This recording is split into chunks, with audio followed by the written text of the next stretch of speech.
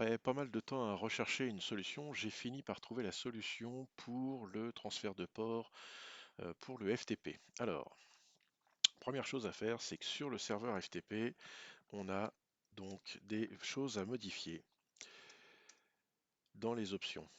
Donc c'est vers la fin, je crois. Alors non, j'ai dû le passer. Alors, voilà. Donc on a deux options qui sont par défaut grisées. L'option Passive Port, donc qui est commentée. Donc on va aller comme ça. Donc j'ai enlevé le commentaire, j'ai laissé la plage de port par défaut, puisque bon, je me suis dit pourquoi pas. Et en dessous, également, le masquerade address, il est commenté et c'est 1, 2, 3, 4 l'adresse. Alors, ici, j'ai juste enlevé le dièse pour commenter le passive ports et j'ai enlevé le dièse pour retrouver donc l'option masquerade address et ils nous le disent d'ailleurs, hein.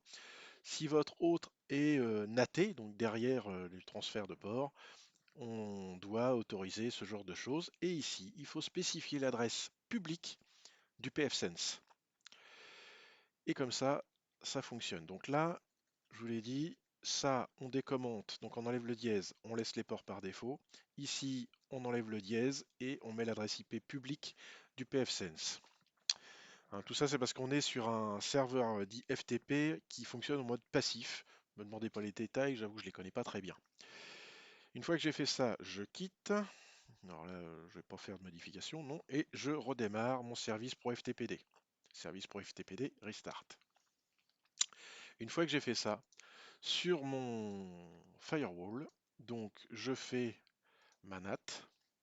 Alors avant, petite précision, j'ai créé un alias de port ici qui reprend donc, alors le 20 il n'est pas forcément obligatoire, mais qui reprend donc les ports 49 152 jusqu'à 65 534, ce sont les ports qu'on a ici. C'est la plage de port qui est ici. Le 21 qui est le port FTP standard et le 20 qui normalement est un port, bon là je suis pas sûr qu'il soit obligatoire celui-ci. Donc je crée mon alias. Après, je vais dans ma NAT et je crée, d'ailleurs elle n'est pas tout à fait correcte, j'ai une modification à faire puisque c'est du TCP.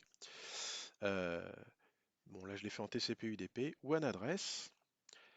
Destination port range, donc du coup je pointe bien vers le FTP alias, donc l'alias que j'ai créé, à destination de mon serveur FTP, et également donc sur le redirect target port FTP alias. Donc quand on la regarde, cette règle NAT, donc on voit bien pour tout ce qui est TCP UDP qui se présente sur la WAN adresse à destination donc des ports en question là, je renvoie sur le 50241, donc le serveur FTP, sur les mêmes ports. Donc je fais vraiment du mappage 1 à 1 entre la patte publique de mon pfSense et la patte de mon serveur FTP. Après, ça me génère automatiquement une règle one qui est ici, qui reprend donc ce que je viens de dire. En faisant ça, je peux prouver que ça fonctionne avec le logiciel FileZilla que j'ai installé sur ma machine physique. Je le déplace ici. Je m'étais enregistré à force de faire des essais. Donc le mot de passe pour Henri, je pointe vers la 1.66 qui est l'adresse IP publique de mon pfSense.